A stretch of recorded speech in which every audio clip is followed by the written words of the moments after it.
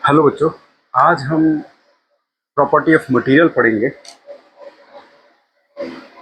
Property of material. आज basically हम mechanical property of material पढ़ेंगे।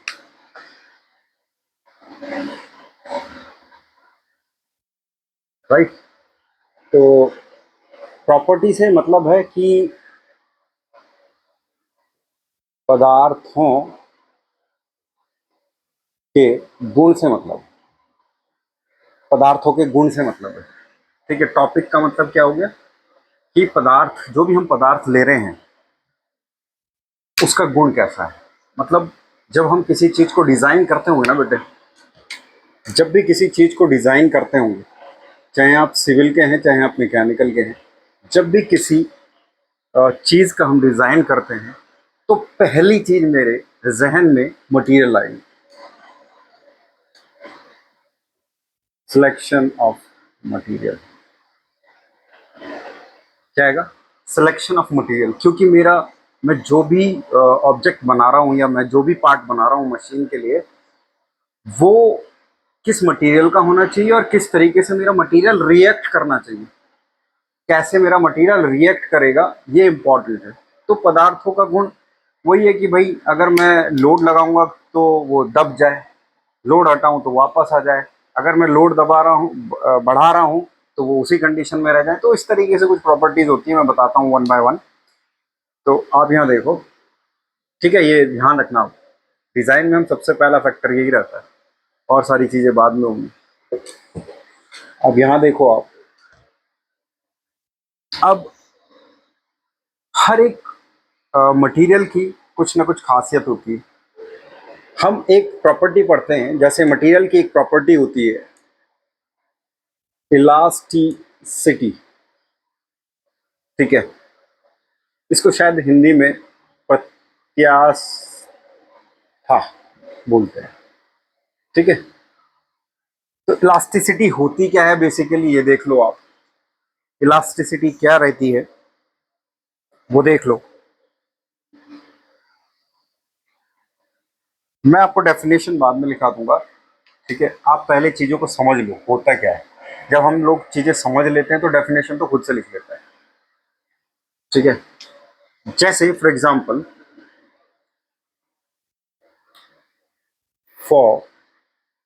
एग्जाम्पल मैं क्या कर रहा हूं कि एक बॉडी ले रहा हूं।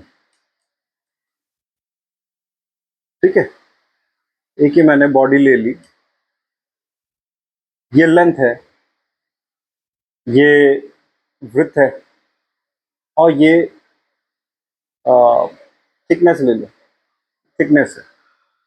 ठीक है, मैंने क्या किया बच्चों, ये सॉलिड फॉर्म में, ये सॉलिड है, मैं इसमें एक फोर्स लगा रहा हूं बेटे, इधर कंप्रेसिव, इधर भी मैंने एक फोर्स लगाया और इधर भी मैंने एक फोर्स लगाया बेटे, और इधर भी मैंने एक फोर्स लगाया। पहली बात तो एक चीज समझो आप, जो ये मैंने एक ब्लॉक लिया है ये किसी ना किसी मटेरियल का बना है। मुझे नहीं पता अभी किस मटेरियल का है, मैं जानना चाह रहा हूं। तो अब क्या कर रहा हूं मैं, यहां मैंने एक फोर्स लगाया है F1 और इधर भी मैंने एक फोर्स लगाया है F2, इधर लगा दिया मैंने F3 और इधर लगा दिया मैंने F4। एक चीज समझ जाओ, चेंजेस जो आ रहे हैं, F1 इक्वल टू F2 मैंने लिया है, यहाँ लेट किया है। ठीक है, और F3 इक्वल टू F4 मैंने कंसिडर किया है। ठीक, लेट कर लिया, मान लिया ये 10 न्यूटन है और मान लिया ये 15 न्यूटन है। इस फोर्स की जो टेंडेंसी है, टेंडेंसी ऑफ फोर्स, फोर्सेस, जो भी ये फोर्स सिस्टम इसमें काम कर रहा है, जो भी फोर्स सिस्टम इसमें काम कर रहा है, उसको समझने के लिए हमने क्या करना है कि ये देखना है कि एक फोर्स ऊपर से लग रहा है और एक फोर्स नीचे से लग रहा है, एक फोर्स लेफ्ट साइड से, एक राइट साइड से। तो कहीं ना कहीं ये प्रेशर क्रिएट कर रहे हैं चारों तरफ से, चारों साइड से प्रेशर क्रिएट करेंगे। तो इन फोर्सेस को जो हम कहेंगे ना, वो कंप्रेसिव फोर्स कहेंगे इसे, कंप्रेसिव फोर्स।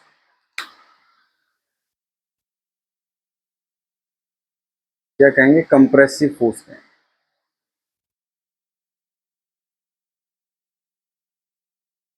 इन चारों फोर्सेस को हम कंप्रेसिव फोर्स कहेंगे। टेंडेंसी बता रही है कि ये दबाएंगे इस पूरे ऑब्जेक्ट को। अब होगा क्या, इलास्टिसिटी क्या बनाती है ऑब्जेक्ट के अंदर, क्या मटेरियल क्या प्रॉपर्टी को डेवलप करती है। होता क्या है कि जब भी इलास्टिसिटी होगी वो हुक्स लॉ को फॉलो करेगी। Hooke's law follows. अब हुक्स लॉ क्या होता है?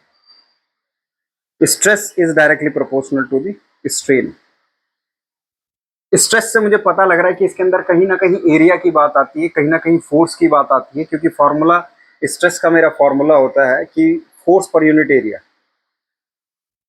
और स्ट्रेन से मेरी कहीं ना कहीं बात आती है कि change in length, change in breadth, change in thickness to original length. ठीक है, तो ये होता है, मतलब change in length to the original length basically है। अगर मोटाई में कमी होगी, जो पहले मोटाई होगी उसका रेशो, ये सारी आपकी स्ट्रेन कहलाती है। अब इन फोर्सेस से क्या होगा कि इसकी डायमेंशंस जो होंगी इस ब्लॉक की बदल जाएंगी। यह ए बी सी डी, ये ए डैश, ये बी डैश, ये सी डैश और ये डी डैश, कहीं ना कहीं इसकी डायमेंशंस रिड्यूस होंगी क्योंकि कंप्रेसिव फोर्स लगा है। कहीं इसके विपरीत टेंसाइल फोर्स लगता तो इसकी सारी डायमेंशंस बढ़ जाती। तो डायमेंशंस जितनी भी हैं, चाहे वो लेंथ हो, चाहे वो विड्थ हो, और चाहे वो थिकनेस हो, ये सारी की सारी यहाँ रिड्यूस हो रही है। क्या हो रही है? रिड्यूस हो रही है, रिड्यूस हो रही है। अब इलास्टिसिटी के अकॉर्डिंग अगर मैं इन सारे फोर्सेस का जो मैग्नीट्यूड है, यहाँ F1 F2 equal to 10 Newton लिया था, मैंने कंसीडर किया था, लेट मैं जीरो कर दे रहा हूँ, 0 न्यूटन कर दे रहा हूँ मैं, और F3 इक्वल टू F4 भी मैं 0 न्यूटन कर दे रहा हूँ। इट मीन्स कि मैंने जो F1 F2 लिया था 10 न्यूटन का मैग्नीट्यूड, वो मैंने 0 कर दिया। F3 और F4 जो भी मैंने मैग्नीट्यूड लिया था 15 न्यूटन का, वो मैंने 0 कर दिया। ऑन मीन्स नहीं है, ये न्यूटन है, 0 न्यूटन, 0 कर दिया मैंने। ठीक है, अब मैंने जब ये 0 किया तो होगा क्या, ये मटेरियल कैसे रिएक्ट करेगा, ये वापस उसी शेप में आ जाएगा जिस शेप में ये पहले था, ओरिजिनल शेप को अचीव कर लेगा दोबारा। यानी इसकी लेंथ वही हो जाएगी जो पहले थी, चेंज होने से पहले वापस आ जाएगा। थिकनेस भी वही हो जाएगी, विड्थ भी वही हो जाएगी। यानी कि आप किसी मटेरियल पे अगर फोर्स लगाते हैं, ठीक है, और उसके शेप और साइज में चेंज होता है, और फिर आप उस फोर्स को हटा दें, वो वापस अपनी शेप में आ जाए, तो that is non elasticity of the material. वो मटेरियल की ये प्रॉपर्टी है, इलास्टिसिटी। समझ में आ गया होगा? तो एक मिनट, हाँ।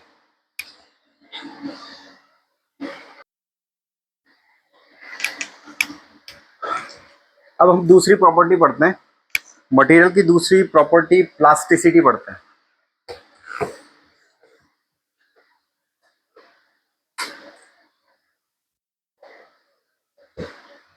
ठीक है, एक बार आप हुक्स लॉ को एक बार देख लो। हुक्स लॉ,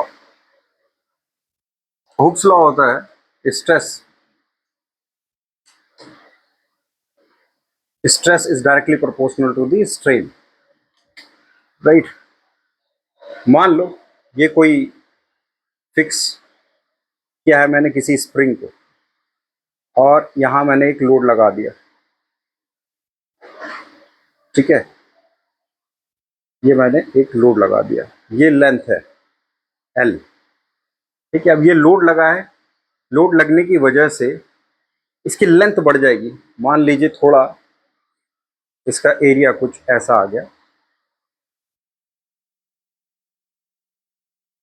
पहले ये यहां तक था L, अब ये थोड़ा चेंज हो गया ऐसा, लोड की वजह से।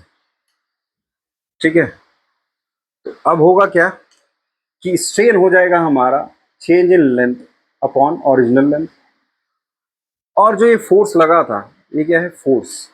ये force per unit area, area means ये वायर है, वायर ये टर्न हुआ है, लेकिन ये होगा तो इसी ऐसा, ठीक है। तो इसका कोई ना कोई क्रॉस सेक्शन एरिया होगा ऐसा। मान लीजिए ये आर का है, तो पाई आर स्क्वायर इसका एरिया हो जाएगा। तो मैं यहाँ ए ही कंसीडर कर रहा हूँ, एरिया लिया है, ठीक है। अब इस प्रोपोर्शनैलिटी के सिंबल को मैं यहाँ से रिमूव करता हूँ, तो F upon A equal to E लगा रहा हूँ, कांस्टेंट है E, change change in length upon original length. तो यहाँ से चेंज इन लेंथ हम निकाल सकते हैं, कितना आ रहा है चेंज इन लेंथ, आ रहा है एफ इंटू एल अपॉन ई ए। ऐसा कुछ पहले कभी पढ़ा होगा कि चेंज इन लेंथ कितना आएगा।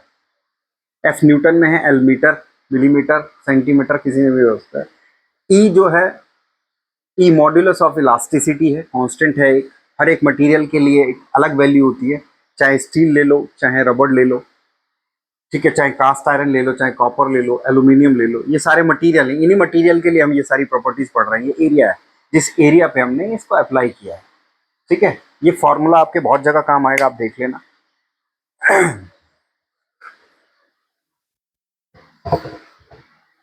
अब प्लास्टिसिटी पढ़ लेते हैं।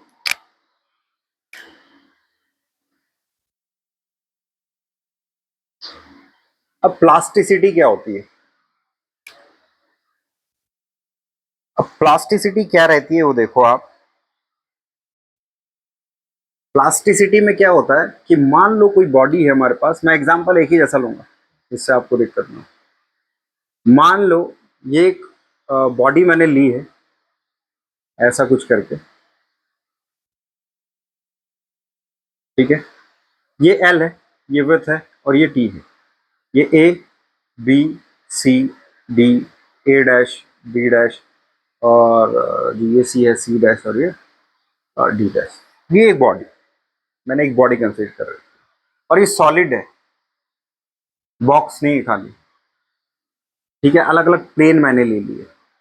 अब मैंने क्या किया है, इसमें कुछ फोर्स लगाए हैं। फॉर एग्जाम्पल मैं कैसा फोर्स लगा रहा हूँ, लॉन्गिट्यूडनली ही फोर्स लगा रहा हूँ, और कहीं फोर्स लगा ही नहीं रहा। लगा सकते हैं बट मैं लेग कर रहा हूँ कि सिर्फ इसके दो साइड में फोर्स में लगा रहा हूँ, यानी जो A dash, D D dash इस वाले फेज में, और B B dash, C dash वाले में। मान लीजिए मैंने यहाँ पर F1 लगाया है, और यहाँ मैंने मान लीजिए F2 लगाया, जो कि मैग्नीट्यूड में इक्वल है, F1 इक्वल टू F2, ठीक है। मान लीजिए 10 न्यूटन है फॉर एग्जाम्पल, ठीक है। तो प्लास्टिसिटी क्या कहती है मेरी, प्लास्टिसिटी ये कहती है कि जैसे ही इसमें, आप इसको कंप्रेसिव भी कर सकते हैं। अभी मैंने फोर्स जो है ये, इनकी टेंडेंसी क्या है फोर्स की, tendency of force is tensile, ठीक है। टेंसाइल टाइप के फोर्स लगेंगे। जब आप इसको खींचोगे, इस तरीके से जब खींचेंगे इसको, तो इसकी लेंथ बढ़ेगी, ऐसा नो, लेंथ बढ़ जाएगी, ठीक है। लेंथ बढ़ेगी तो ये विड्थ घट जाएगी, थिकनेस भी घट जाएगी, यानी लेंथ हमारी बढ़ जाएगी, विड्थ आपकी घट जाएगी, थिकनेस भी आपकी घट जाएगी, ऐसा कुछ हो जाएगा।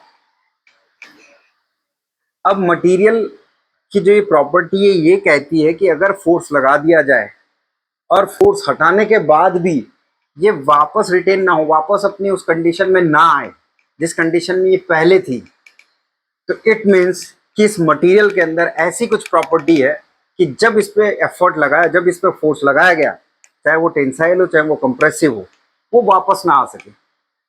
जितनी हमें जरूरत है हम उतना ही फोर्स लगाए और उतना ही चेंज लाए। तो ऐसी प्रॉपर्टी को हम प्लास्टिसिटी बोलते हैं, ठीक है। ये हुक्स के नियम को बिल्कुल फॉलो नहीं करती, हुक्स लॉ को ये फॉलो नहीं करती है, फॉलो नहीं करती। हुक्स के नियम को फॉलो, यानी stress is directly proportional to the strain, बिल्कुल नहीं होगा यहाँ। क्योंकि जब फोर्स लग जाएगा स्ट्रेन आ जाएगी, वो परमानेंटली आ जाएगी। आप फोर्स हटाने के बाद वापस नहीं अपनी शेप में आ सकते, ठीक है। परमानेंट डिफॉर्मेशन हो जाएगा। क्या हो जाएगा, परमानेंट डिफॉर्मेशन हो जाएगा। एक मिनट बच्चे, मैं कैमरा थोड़ा ठीक कर दूं।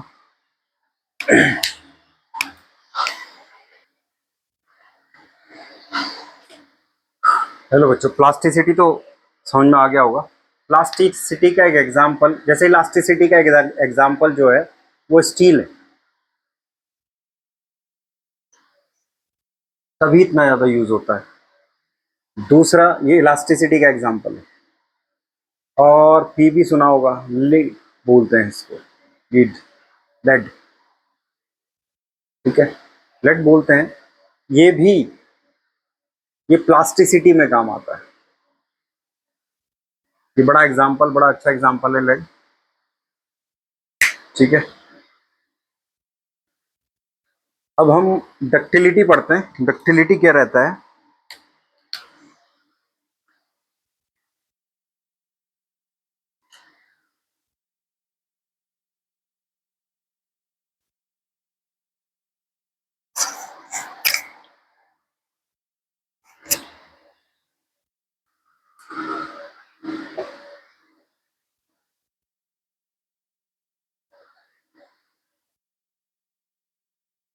देखो, डक्टिलिटी क्या कहता है?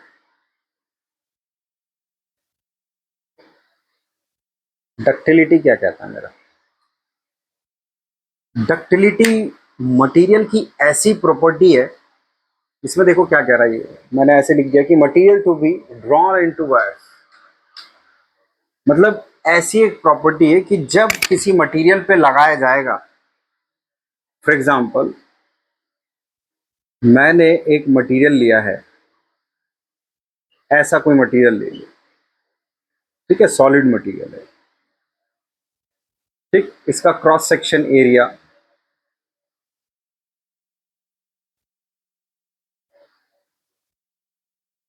ए ले लिया। ये कितना है? ए है। लेंथ ले ली, एल ले ली, ठीक है, और इस पर एक फोर्स लगा दिया, इसके क्रॉस सेक्शन एरिया बाहर की तरफ, ठीक है। तो इसको फोर्स को मैं टेंसाइल फोर्स बोल रहा हूं। क्या है ये? Tensile force. अब इस टेंसाइल फोर्स की टेंडेंसी क्या है? ये खींचेगा, इस मटेरियल को खींचेगा और ये वायर में फॉर्म कर दे, वायर, तार के रूप में खींच ले इसको। तो मटेरियल की इस प्रॉपर्टी को डक्टिलिटी बोलते हैं। जैसे कॉपर, जैसे कॉपर एक बहुत अच्छा एग्जांपल है। जब हम उसको खींचते हैं तो वो वायर की फॉर्म में बनता चला जाता है। या मान लो आप एल्यूमिनियम, वो भी वायर के फॉर्म में बनता चला जाता है, ठीक है। एल्यूमिनियम तो एक टाइम टूट भी जाता है, क्योंकि वो एक टाइम के बाद उसके अंदर डक्टिलिटी खत्म हो जाती है। कॉपर भी ऐसे ही है, लेकिन कॉपर इससे ज्यादा डक्टिलिटी रखता है। Copper is more ductile to aluminium, ठीक है। ये आपकी डक्टिलिटी हो गई। मतलब इसका मेन क्या है कि वायर्स के रूप में बना दे। ऐसी प्रॉपर्टी है कि वायर के रूप में बनती चली जाएगी, यानी लेंथ बढ़ती चली जाएगी, लेंथ बढ़ती चली जाएगी। आपको क्या पता लग रहा है इससे? इसके क्रॉस सेक्शन से या इसके लंबाई से कि लेंथ तो बढ़ती चली जा रही है, लेकिन इसका क्रॉस सेक्शन एरिया जो है वो घटता चला जाएगा। यानी इस, जो भी ये मटेरियल मैंने लिया है, इसका डायमीटर अगर है कोई, तो डायमीटर जैसे ही लोड हम बढ़ाते चले जाएंगे, लोड बढ़ाने के साथ साथ डायमीटर रिड्यूस होता चला जाएगा, लेंथ बढ़ती चली जाएगी। ये आपको कंसेप्ट समझ में आना चाहिए, ठीक है। विदाउट ब्रेक बढ़ता चला जाएगा। इसका फॉर एग्जांपल, इसका तो बहुत ही अच्छा एक एग्जांपल मैं बताता हूँ आपको। गोल्ड, गोल्ड एक सबसे अच्छा एग्जांपल है इसका। गोल्ड वायर के रूप में आ जाता है, ठीक है। कॉपर तो है ही, ठीक है। नेक्स्ट इसकी प्रॉपर्टी हम पढ़ लेते हैं, मैलेबिलिटी।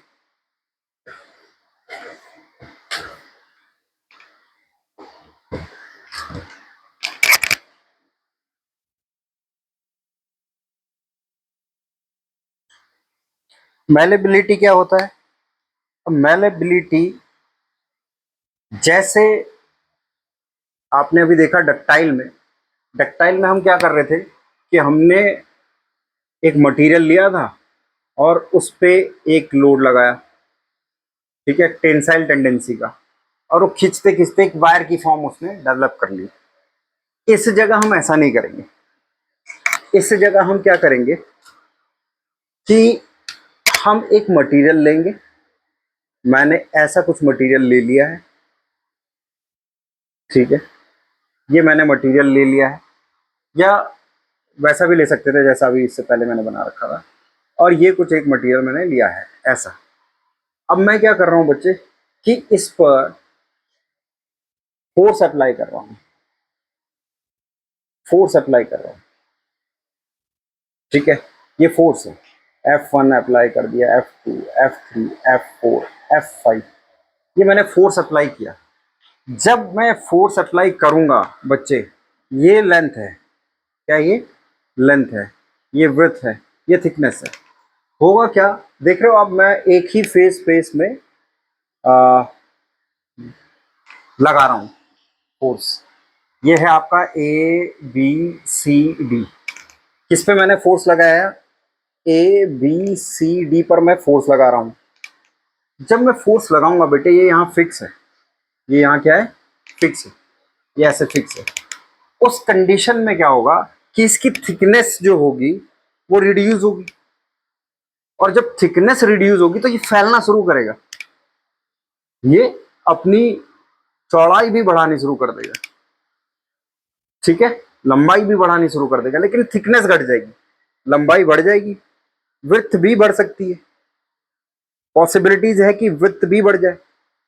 होगा ये उस कंडीशन में कि ये कहीं ना कहीं शीट्स की तरीके से बन जाएगा। जो शीट होती है ना, लंबी लंबी शीट्स जिससे पेटियां बनती हैं, डब्बे बनते हैं शीट्स के, गैल्वेनाइज्ड आयरन की शीट बनती है, जीआई, इनको जीआई शीट भी बोलते हैं, ठीक है, मतलब मटेरियल की लंबी लंबी शीट होती है, माइल्ड स्टील की भी बनती है, ठीक है। तो हम क्या कर रहे हैं, यानी कि उसके अंदर ऐसी एक प्रॉपर्टी जरूर है, जब उसके ऊपर फोर्स लगाया जा रहा है, लोड लगाया जाता है, ठीक है, बार बार हैमरिंग की जा रही है, तो वो कहीं ना कहीं फॉर्म हो जा रहा है शीट्स के आकार में, लंबी लंबी शीट्स के आकार में।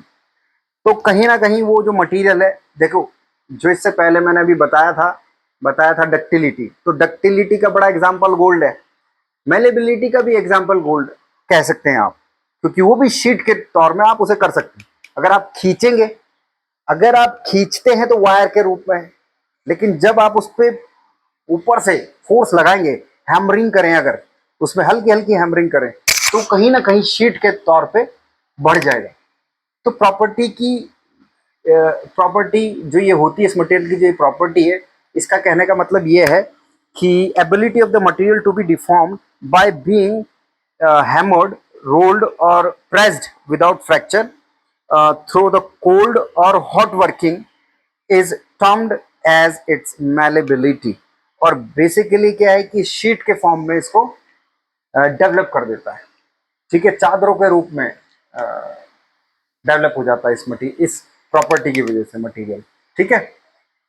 तो एक अगली प्रॉपर्टी हम पढ़ लेते हैं। अगली प्रॉपर्टी हम, इसका एग्जांपल आप कॉपर भी लगा सकते हैं, ठीक है, टीन लगा सकते हैं, टीन लगा सकते हैं, कॉपर लगा सकते हैं, गोल्ड लगा सकते हैं, एयू बोलते हैं शायद गोल्ड को, ठीक है, सिल्वर कह सकते हैं, ठीक है।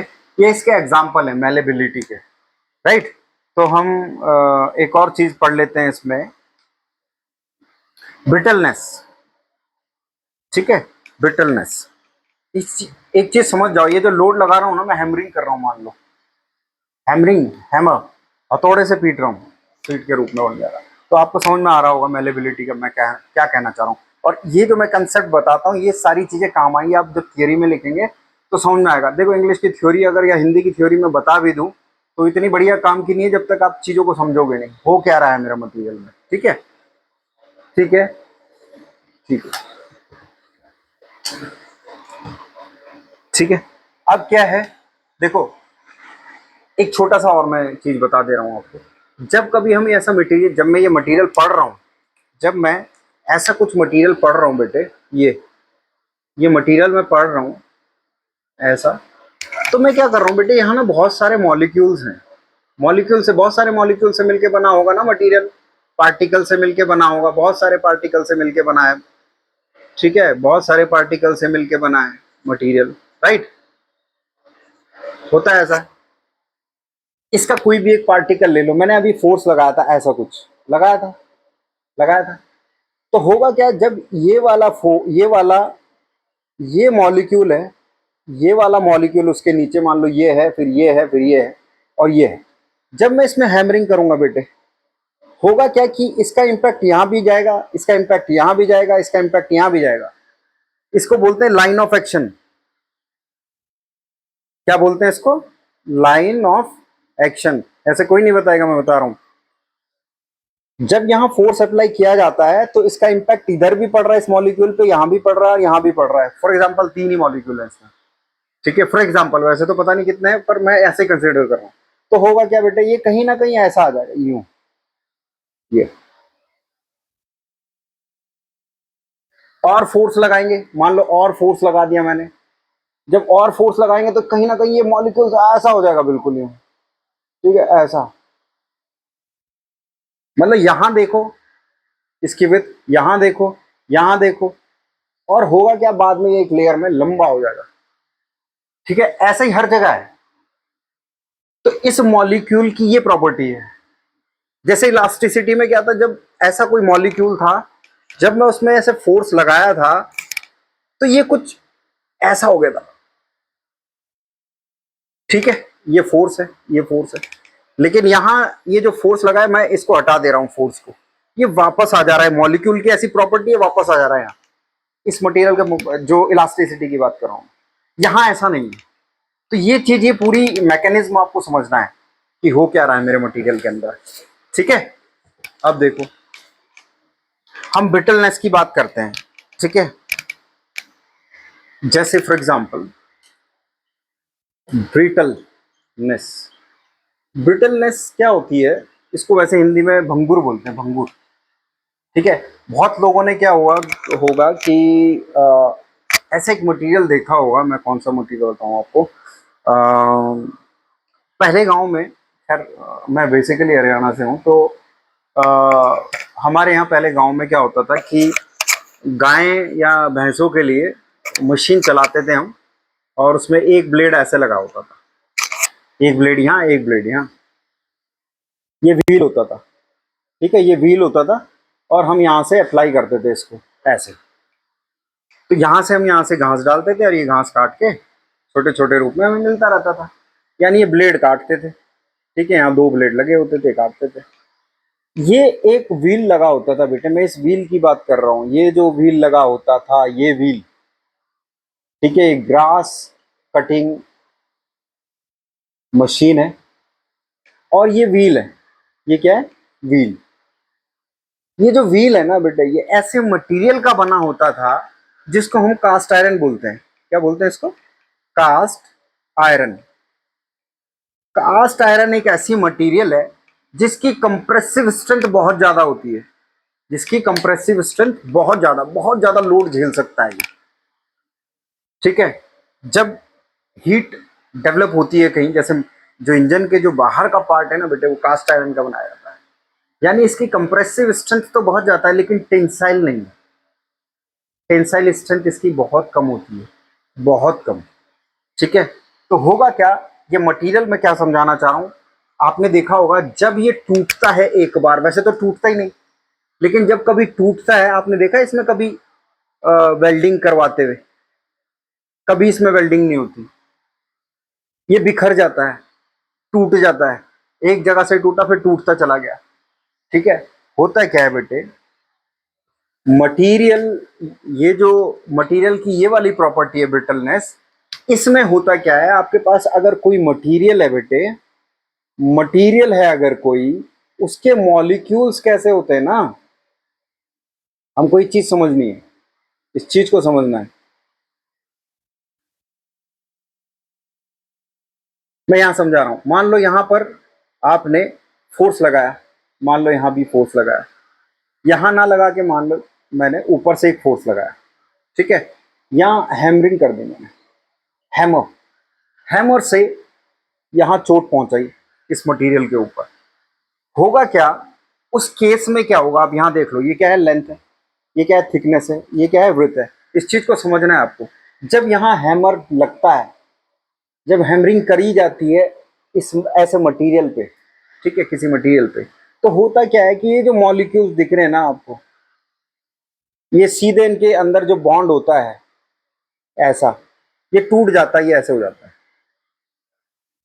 और जब ऐसे हो जाएंगे इसका मतलब ये कहीं ना कहीं टुकड़ों में डिवाइड हो जाएगा। पता लगा एक टुकड़ा यहाँ हो गया, एक यहाँ, एक यहाँ, एक यहाँ। यानी मटेरियल की ऐसी प्रॉपर्टी जो बिल्कुल खिंचती नहीं है और छोटे छोटे टुकड़ों में डिवाइड हो जाती है अगर उस पर एफर्ट लग जाए। अगर उस पर टेंसाइल लोड लग गया या कोई भी लोड लग गया, ऊपर से प्रेशराइज करके हमने बहुत तेजी से लोड अप्लाई कर दिया, तो बिखर जाता है, यानी टुकड़ों में डिवाइड हो जाएगा। टुकड़ों में डिवाइड होने का मेन कारण क्या है? इनके बीच बॉन्डिंग, इनके बीच बॉन्डिंग, जो मॉलिक्यूल्स है उनके बीच बॉन्डिंग कैसी है मेरी, वो तो आपने केमिस्ट्री में भी पढ़ी होगी, बॉन्डिंग बिल्कुल पढ़ी है। तो कहीं ज्यादा होती है, कहीं कम होती है, तो यहां होती बहुत कम है, ठीक है। इस मटेरियल की यही प्रॉपर्टी हम ऐसी जगह यूज करेंगे इसको जहां लोड को झेलना है, स्ट्रेंथ बहुत ज्यादा है, compressive, not tensile, only compressive, only compressive. जहां भी कंप्रेसिव स्ट्रेंथ की जरूरत पड़ेगी मैं वहां कास्ट आयरन को यूज कर लूंगा, ठीक है। क्योंकि जब तक कोई लोड लगेगा नहीं, जब तक उसके अंदर इतनी क्षमता है कि वो बड़े से बड़े लोड को झेल सकता है। लेकिन अगर थोड़ा सा भी उसके अंदर कोई इस तरीके की चीजें हुई, कोई भी वियर एंड टीयर हुआ, तो पूरा का पूरा बिखर जाएगा, ठीक है। तो ये प्रॉपर्टी है ब्रिटलनेस, इसको कहते हैं कि अगर मैं किसी मटेरियल पे कोई लोड लगाऊं और वो टुकड़ों में डिवाइड हो जाए, ठीक है। पहले डक्टाइल में क्या होता, वायर के रूप में बन गया था। मेलेबिलिटी में क्या होता, चादरों के रूप में बन गया था। इलास्टिसिटी में क्या होता, आपने लोड लगाया, लोड हटाया, वापस आ गया। प्लास्टिसिटी में क्या हुआ, जैसे ही लोड लगाया वो बढ़ गया, वापस नहीं आया। तो ये सारी चीजें हैं बेटे, ये ब्रिटलनेस की एक प्रॉपर्टी थी, मैंने बता दिया आपको। अब एक और चीज देखो,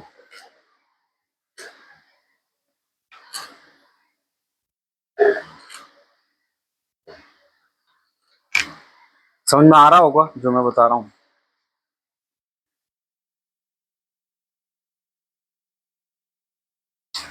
अब क्या होता है, एक हार्डनेस रहती है मटेरियल की। क्या रहती है? हार्डनेस, हार्डनेस, ठीक है। क्या रहती है मटेरियल की? हार्डनेस। देखो, हार्डनेस और टफनेस दोनों चीजें अलग अलग हैं। लोग बोलते हैं टफ और हार्ड। अब यहाँ एक चीज देख लो, छोटी सी, मैं आपको वैसे ही बता दे रहा हूँ। हम कहते हैं कि ये पेपर बड़ा टफ था, पेपर टफ था। पेपर टफ नहीं हो सकता, या टफ कैसे हो सकता है? देखो, इसको बोलते हैं कठोर, हार्डनेस को क्या बोलते हैं? कठोर, कठोरता। और टफनेस को बोलते हैं चीमड़, चीमड़पन। अब हम टफ सब्जेक्ट को टफ क्या बोल रहे हैं हम? टफ ये होता है क्या? चिमड़पन। खुद ही सोचो, एक हिंदी चिमड़पन क्या हुआ। अभी देखो, आपको समझ में आएगा, जो हार्डनेस है, हमारा पेपर कठिन हो सकता है, टफ नहीं होता है, ठीक है। अब मैं समझाता हूँ क्या है, ठीक है। हार्डनेस को बोलते हैं कठोरता, ठीक। आपने हार्डनेस की अगर मुझे डेफिनेशन देनी है, the property of the material to resist scratching, ठीक है। मतलब अगर आप किसी मटेरियल पे स्क्रैच करेंगे तो स्क्रैच नहीं पड़ेगा, ठीक है। इतना समझ में आ रहा होगा। तो मैं क्या कर रहा हूं, जैसे मान लो फॉर एग्जांपल ऐसा कोई मटेरियल है, ठीक है। ऐसा कोई मटेरियल है मेरे पास, आ, ऐसा कोई मटेरियल, ठीक। अब मैं क्या कर रहा हूं बेटे, हार्डनेस किसे कहते हैं? मान लो मैं यहाँ स्केच डालने की कोशिश कर रहा हूँ ऐसे, मतलब मैंने कोई कोई पिन पॉइंट चीज ली और मैंने उसके मटेरियल पे ऐसे करने की कोशिश की, ऐसे करने की कोशिश की, ठीक है, स्क्रैच नहीं पड़ रहा था। इस बोर्ड पे मैं ऐसे कर रहा हूँ और ये स्क्रैच नहीं पड़ रहा बिल्कुल भी। ऐसे कर रहा हूँ, स्क्रैच नहीं पड़ रहा। स्क्रैच नहीं पड़ रहा, इसका मतलब इस मटेरियल की ऐसी प्रॉपर्टी है, इसके अंदर हार्डनेस है, ये क्या कर रही है, आपके स्ट्रेच को रेसिस्ट कर रही है। Material to resist scratching, material to, देखो मैं यहाँ लिख देता हूँ, material to resist, material to resist scratching, material to, property of the material, property of the material, property of the material to resist scratching. समझ में आया मेरी बात, मैं क्या कहना चाह रहा हूँ। ये बोर्ड है, बोर्ड में मैं ऐसे ऐसे कर रहा हूँ, स्क्रैच नहीं पड़ रहा, और स्क्रैच नहीं पड़ रहा है, इट मीन्स क्या हो गया कि मटेरियल के अंदर, इस बोर्ड के अंदर ऐसी कोई प्रॉपर्टी जरूर है जो स्क्रैच करने का विरोध कर रही है, खुरचे जाने का विरोध कर रही है। इट मीन्स क्या हो गया, हार्डनेस, इसको बोलते हैं हार्डनेस। ठीक है, ऐसे याद हो जाएगी आपको। ठीक, इसको मैं रफ कर देता हूं। अब हम टफनेस समझते हैं।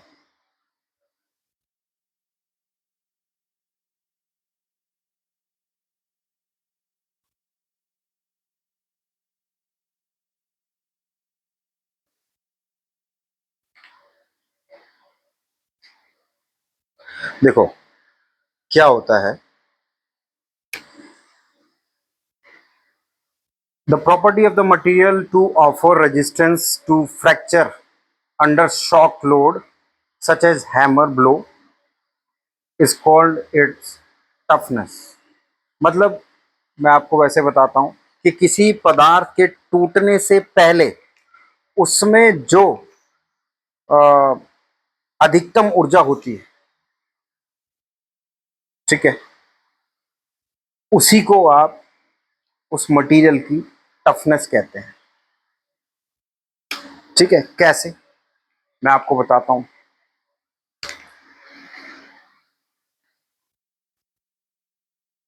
ठीक है, टफनेस समझने का बहुत इंपॉर्टेंट है। आप देख लो टफनेस क्या होता है। माना ये कोई एक मटेरियल, ठीक है, अब इस पे एक फोर्स लगाया मैंने ऐसे,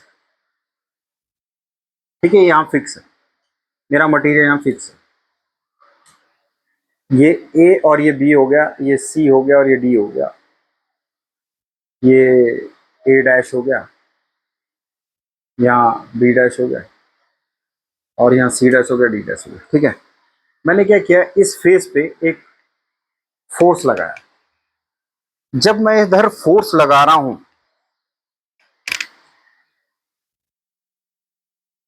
ठीक है, और ये ब्रेक ना हो,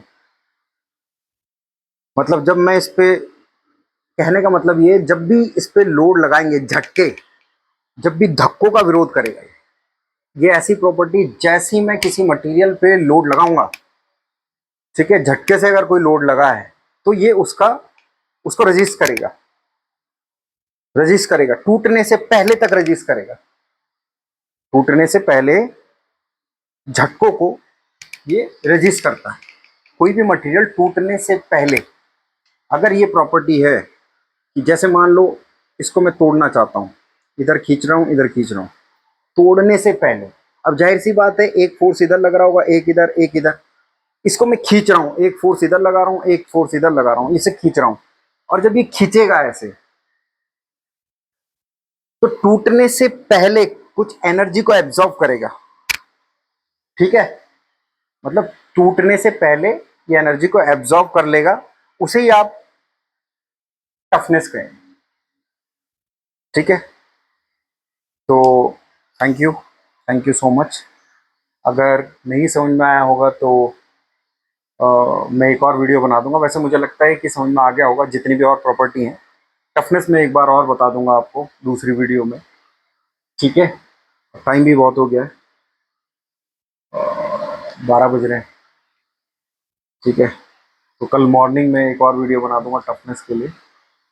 वैसे तो ये मैंने बता दिया है कि धक्कों का विरोध करता है टफनेस बेसिकली। किसी भी मटेरियल पे जब धक्के लगते हैं ना, उसको टूटने नहीं देता। धक्के लगने से पहले पहले जो लगता है उसको टफनेस बोलते हैं। झटकों को झेलने की क्षमता बोल सकते हैं आप। झटकों को झेलने की क्षमता होती है, लोड झेलने की। जैसे कि किसी मटेरियल पर बार बार जो लोड लगता है, दर दर दर दर दर, और फिर भी उसको वो झेल ले, टूटे ना, टूटने से पहले ये सारे फोर्सेस को क्या करता है, झेल लेता है। उस प्रॉपर्टी को टफनेस बोलते हैं। Thank you so much.